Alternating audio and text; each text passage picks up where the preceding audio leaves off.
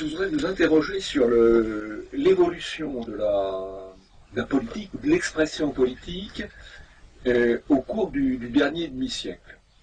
J'ai le sentiment que depuis 1968, c'est-à-dire maintenant depuis près d'un demi-siècle, on a une situation paradoxale où l'expression politique, le combat politique est de moins en moins violent, de plus en plus pacifié, de plus en plus pasteurisé, y compris d'ailleurs aux marges du système, et que dans le même temps, il est de plus en plus difficile de s'exprimer librement, et que nous vivons en fond dans une sorte de totalitarisme mou, alors que dans la période immédiatement précédente, que je n'ai pas connue, mais que vous avez connue, à l'époque de la guerre d'Algérie, il y avait de la clandestinité, il y avait de la violence, on pouvait risquer sa vie, on pouvait risquer sa liberté, et à contrario, j'ai l'impression qu'on pouvait dire des choses plus librement qu'on ne peut les dire aujourd'hui. Donc à la fois aujourd'hui une situation un peu ramollie, mais où il est très difficile de s'exprimer, et avant une situation où il était peut-être plus facile de s'exprimer et d'avoir éventuellement des opinions totalement dissidentes, mais où par contre le prix d'engagement était plus élevé, puisque ça pouvait être le prix de la vie, ça pouvait être le prix de la liberté. Et d'une autre manière, on est un peu passé de la clandestinité au pseudonymat, puisqu'aujourd'hui, de plus en plus de jeunes sont amenés à, quand ils agissent ou quand ils écrivent, quand ils parlent, à le faire, non pas dans la clandestinité, mais au minimum dans la discrétion et dans le pseudonymat. Oui, c'est tout à fait vrai, naturellement, pour la politique française et européenne, en général. Ce n'était pas forcément vrai ailleurs.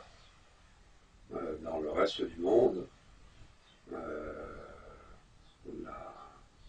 qu'on appelle la politique peut rester ouverte, violente, et impliquer des engagements très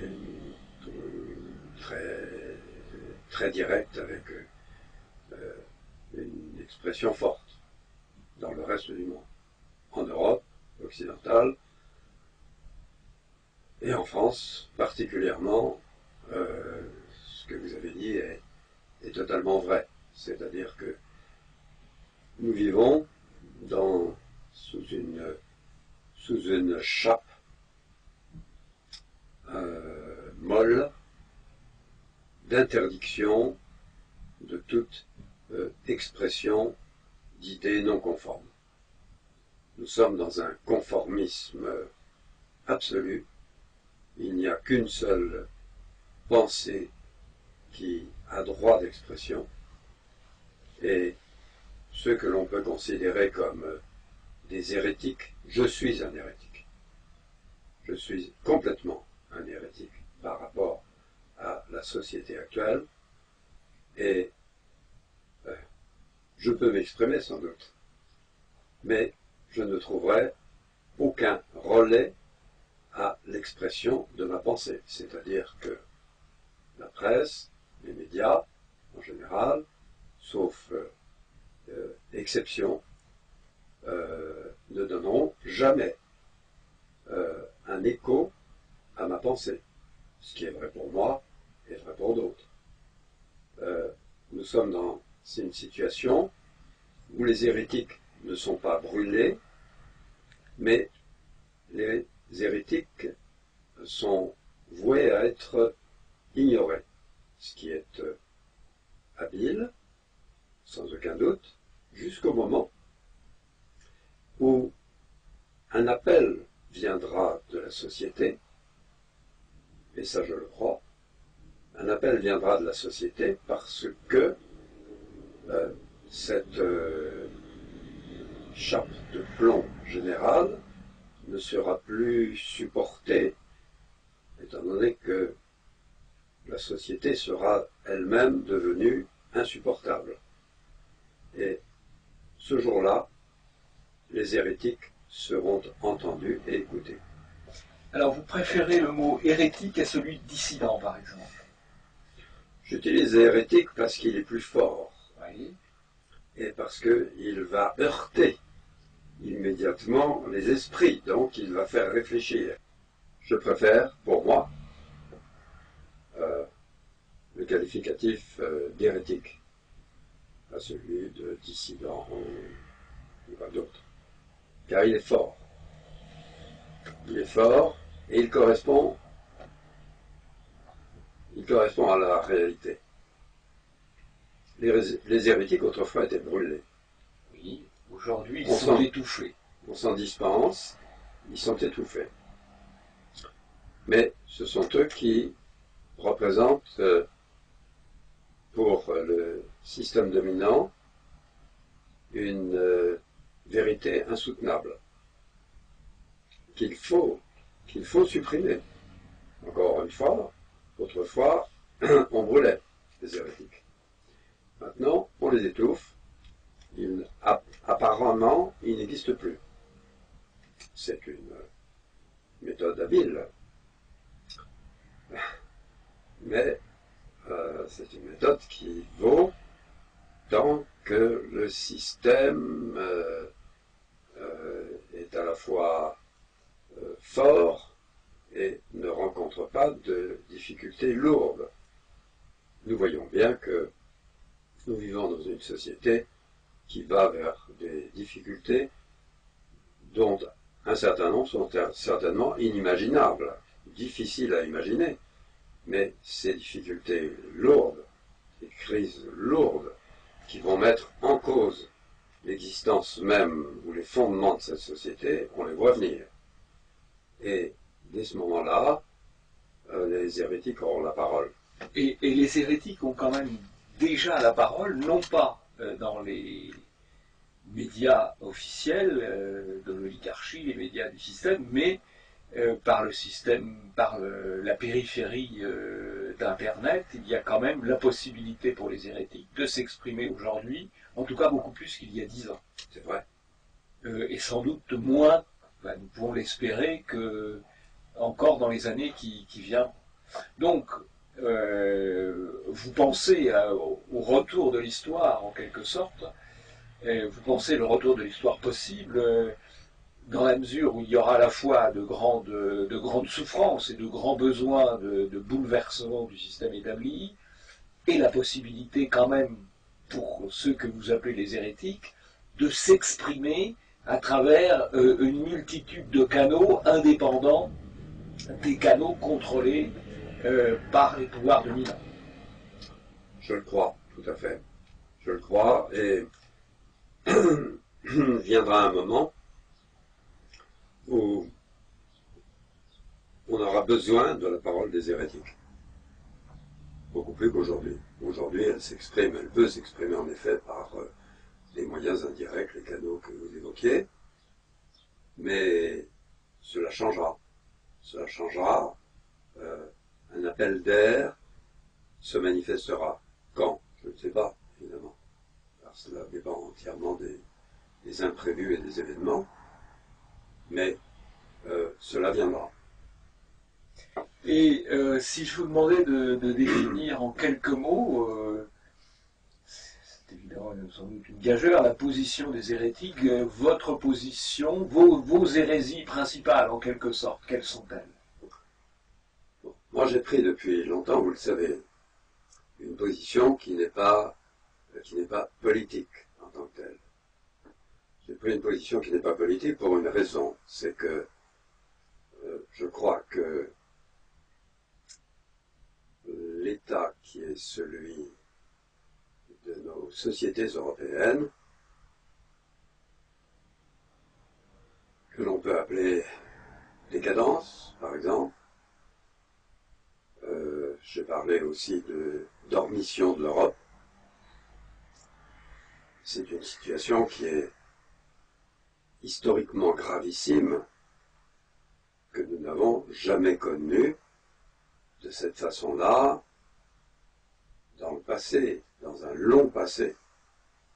Sinon, peut-être à la fin de l'Empire romain, lorsque l'Empire romain était en décadence et s'est transformé, avant de renaître, d'ailleurs, sous des formes inattendues, nouvelles, et avant que l'Empire romain ne donne naissance à ce qui deviendra, à ce que nous appelons maintenant l'Europe. Je crois que nous sommes dans une situation qui présente des analogies. Nous sommes dans une situation de crise historique lourde, énorme, qui dépasse de très loin ce que l'on appelle des crises politiques. C'est la raison pour laquelle, en ce qui me concerne, je n'aborde pas les sujets d'un point de vue politique, parce que je crois que les réponses à apporter à la situation présente ne sont pas d'ordre politique. Cela ne veut pas dire que les militants, les hommes, les politiques en général, n'aient pas un rôle important à jouer. Je crois à l'importance en soi de l'action politique, car l'action politique est le lieu même de la décision et de l'énergie. Mais ce qui inspire l'action politique ne doit pas être politique, ou doit être plus profond que la politique. Ça doit être culturel, ça doit être spirituel, ça doit être philosophique, ça doit être intellectuel. Qu'est-ce que ça doit être pour vous, ce qui est en amont, en quelque sorte, de la politique et en inspiration d'une action politique éventuelle? Oui, ça doit être spirituel, pas du tout au sens religieux habituel que l'on donne à ce nom. Ça doit être civilisationnel, pour utiliser un autre mot. C'est-à-dire que ce qui est en cause dans nos sociétés aujourd'hui dépasse de loin les questions politiques, mais porte sur le fond même de ce qu'est une société. C'est le fond même de ce que sont nos sociétés qui a été attaqué, qui a été bouleversé, parfois par notre propre faute, à nous, Européens. Et parmi ces fautes, les excès gigantesques qui ont été ceux de ce que j'appelle le siècle de 1914, c'est-à-dire le XXe siècle, et notamment la première partie du XXe siècle, les guerres effroyables, Première, Deuxième Guerre mondiale, tout cela a laissé des traces qui semblent très lointaines, on se dit c'est autrefois, etc. C'est pas vrai, c'est toujours là. Toujours là, ça pèse toujours. Cela a produit en Europe un état de démoralisation absolument terrible. Et nous vivons toujours sous le poids de cette démoralisation-là, même si elle évolue. Et de cela, nous ne sommes pas encore sortis. Et surtout, nous devons apporter des réponses à cet état de démoralisation, de destruction de ce qu'était notre civilisation. Alors, est-ce qu'on pourrait qualifier votre réponse, au fond, une de vos réponses, de préférence pour la civilisation et de préférence pour la civilisation européenne, par rapport à des réponses qu'on pourrait trouver plus étroites? Oui, j'ai bien dit, j'accepte tout à fait cette expression, cette idée-là, cette formulation-là. Encore s'agit-il de s'entendre sur ce qu'on appelle civilisation européenne. Civilisation européenne, ça ne se rapporte pas à une période brève. C'est pas la civilisation, c'est pas l'Europe du XIXe siècle, évidemment. Civilisation européenne, comme toutes les grandes civilisations, ont une existence qui est millénaire. est multimillénaire.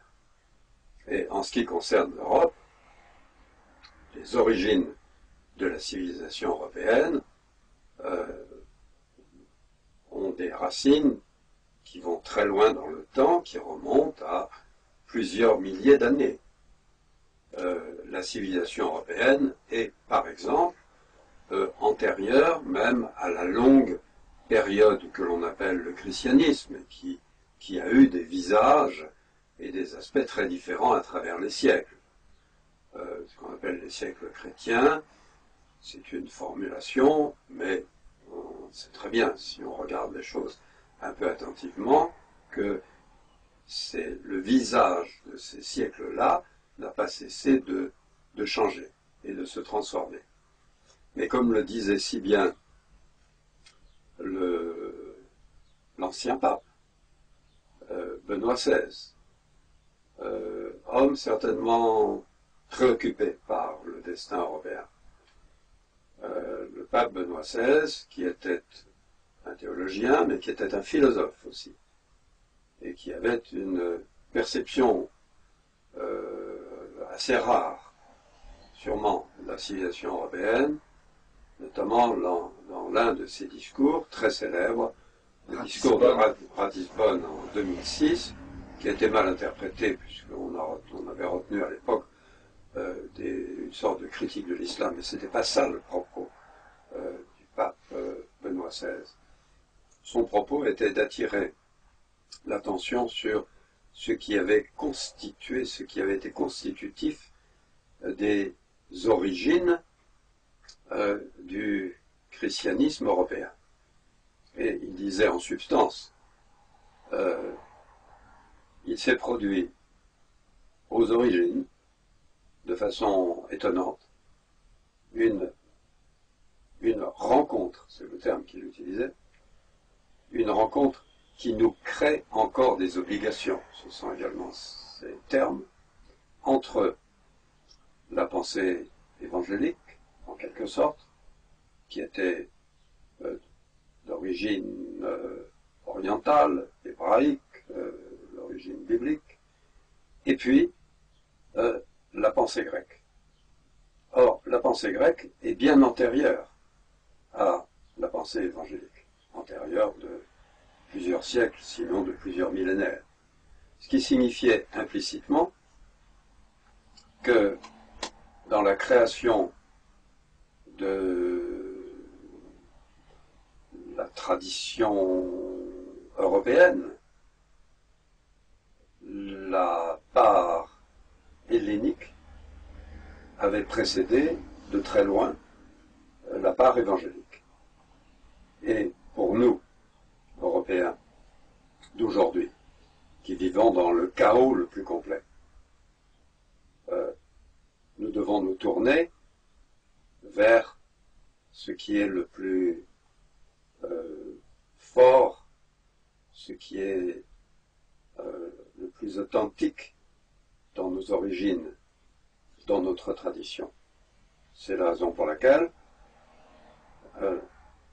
j'indique souvent que nous devons nous tourner vers les sources qui sont celles de la pensée européenne, les sources tout à la fois les plus authentiques, les plus belles aussi dans leur formulation, les plus fortes, c'est-à-dire celles des poèmes fondateurs de la pensée européenne, les poèmes homériques, car ce sont eux qui ont été déterminants dans la formation de l'esprit grec.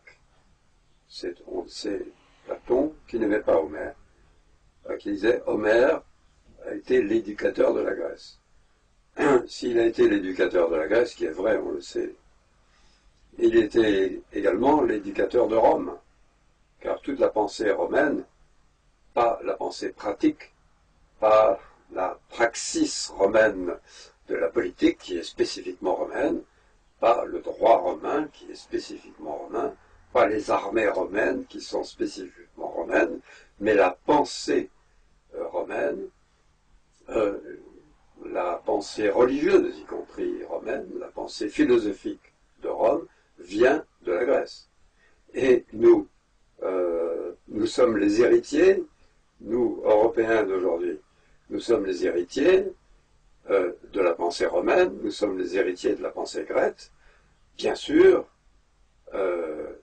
cette pensée a été également très largement influencée par les autres apports européens, c'est-à-dire pensée celtique, pensée germanique, pensée slave, mais ces pensées et ces traditions que l'on retrouve très fortement présentes dans notre Moyen-Âge, et notamment dans la littérature médiévale. La littérature médiévale est chargée au possible de légendes, de traditions, de mythologie celtique, très très fortement, mais sous une forme qui est recomposée. En revanche, quant aux origines, pour des raisons qui tenaient à une tradition orale. Le monde celtique était de tradition orale et non pas de tradition écrite, ce qui était vrai en partie pour le monde germanique aussi, pour le monde slave. C'est la raison pour laquelle nous avons peu de traces. Elles ont disparu. Inversement, le monde grec, lui, était de tradition écrite. Et il est tout à fait vraisemblable que les poèmes homériques ont été couchés par écrit presque immédiatement. On se demande même, c'est une question que se posent les savants, peu importe, on sait en tout cas qu'ils ont été, transcrits par écrit très très rapidement. Peut-être du vivant de celui que nous appelons Homère. A contrario, on voit l'importance qu'il y a pour les détenteurs du pouvoir actuel d'avoir tenté de supprimer cette transmission, la transmission de cette culture à travers la suppression ou la marginalisation de l'enseignement des humanités, et accessoirement de l'enseignement de l'histoire, dans les programmes et dans les contenus d'éducation nationale. Ouais, nous avons affaire... Ça c'est peut-être ce qui est le plus grave, puisque ça aboutit à couper la transmission, au moins pour beaucoup de gens appartenant aux nouvelles générations. Nous avons affaire à une volonté de destruction. Alors, pas de la part des hommes politiques que nous voyons agir, dont les capacités de réflexion ne vont pas jusque-là. Mais ils ont derrière eux des gens qui ont réfléchi pour eux et qui les poussent, qui incitent leurs décisions, qui sont à l'origine de leurs décisions. Et là, il y a des gens qui ne sont pas toujours bien identifiés, parce que ce ne sont pas forcément des gens qui ont une activité publique, mais qui, au sein de l'université ou dans des clubs de toutes sortes, travaillent, ce sont des intellectuels en tout cas, et qui ont travaillé systématiquement à la destruction, mais avec vraiment un systématisme et une intention bien arrêtée de détruire les fondements de notre civilisation. Mais j'ajoute tout de suite que ce n'est pas la première fois.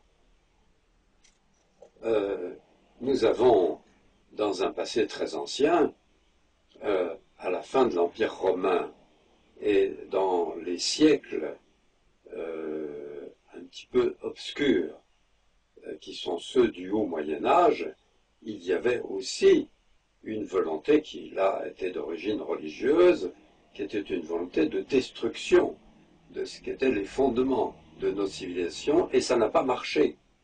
Ça n'a pas marché parce que, à côté de ceux qui avaient cette intention destructrice, parfois même simultanément chez la même personne, c'est assez curieux. Il y avait cette volonté de destruction et en même temps, il fallait qu'il s'appuie sur ce qui était fort, c'est-à-dire sur les instruments intellectuels, et les instruments intellectuels étaient tous produits par le monde grec et par le monde romain.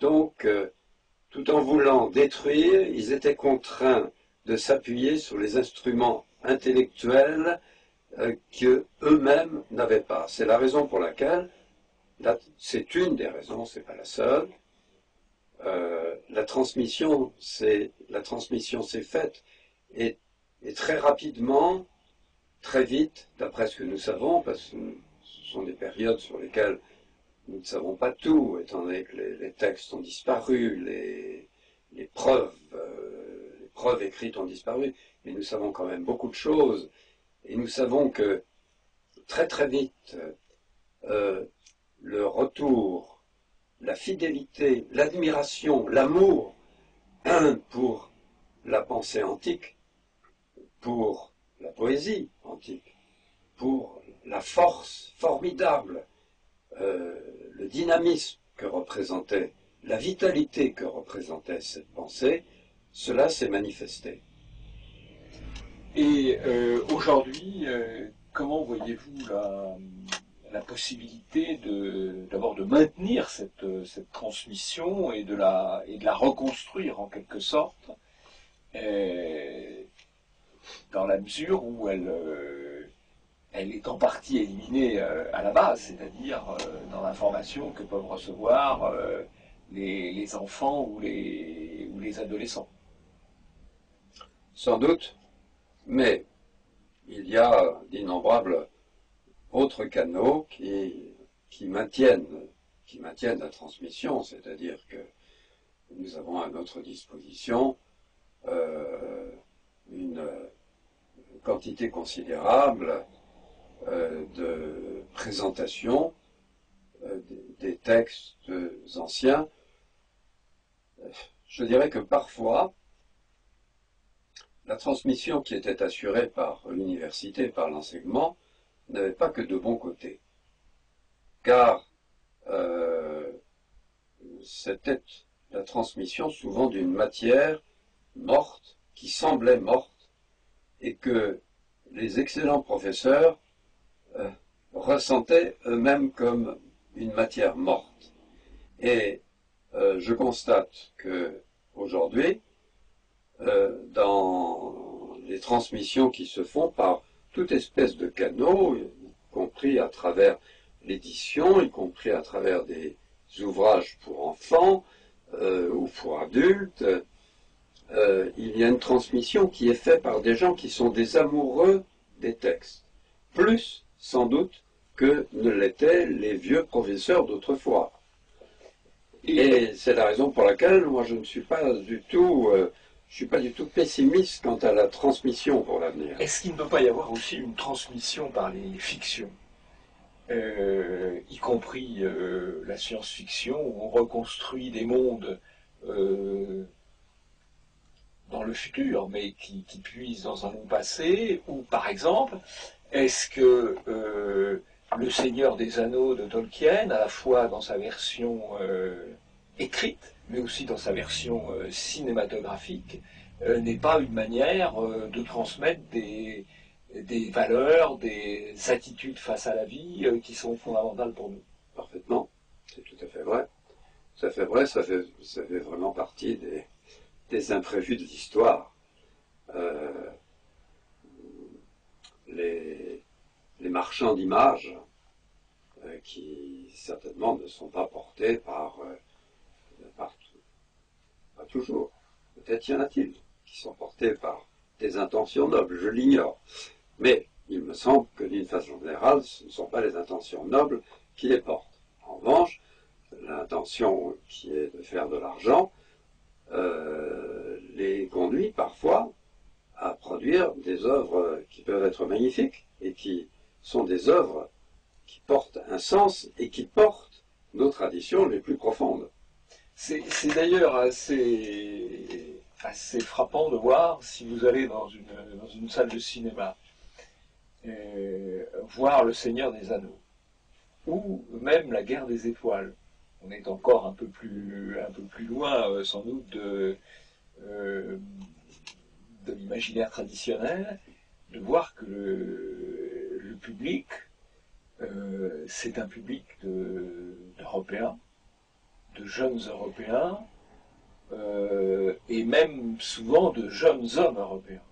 C'est-à-dire que ceux qui vont être, au fond, ostracisés, minorés par la société actuelle, peuvent se retrouver dans des fictions montrant des mondes imaginaires, mais des mondes imaginaires qui, par beaucoup d'aspects, reprennent nos vieilles traditions, notre vieux monde. Notre vieux monde peut aussi vivre à travers cela. Oh, parfaitement. Mais c'est vrai d'une façon générale pour le cinéma, avec ses multiples moyens de transmission, DVD, enfin, etc. Avec des films dont la qualité est plus ou moins riche, plus ou moins élevée, et qui sont adaptés à des âges différents. Il y a même des films assez médiocres, mais qui, adaptés à des publics très jeunes, ont pu être des veilleurs. Je pense à ce film que moi je trouve alors très médiocre, le 3 avec Brad Pitt, qui vaut pas grand-chose, mais pour un public de 12 ans, c'est un film qui éveille quelque chose. Certainement pas pour un public plus exigeant et plus âgé. Mais il y a aussi le film qui évoque la bataille de Marathon. Oui, parfaitement. Et puis il y a eu plus anciennement le film Gladiator, qui était un film très, très innovant en matière de péplum. Pour la première fois, les Romains n'étaient pas présentés comme des décadents, et c'était des Romains qui étaient fidèles à leur tradition de toujours. C'est quelque chose d'extraordinaire. Alors ça n'a pas forcément été perçu comme ça par tout le monde, mais il en est ainsi évidemment des images. Les images portent des messages multiples que le spectateur, suivant son âge, ressent, etc. Un film plus ancien encore comme Brevard, oui. qui évoquait l'épopée peu connue de l'Écosse, qui tentait de maintenir sa liberté à l'encontre de la conquête anglaise à l'époque d'Édouard Ier. Et on reparle aujourd'hui de l'indépendance de l'Écosse comme d'une possibilité. Oui, parfaitement. Alors avec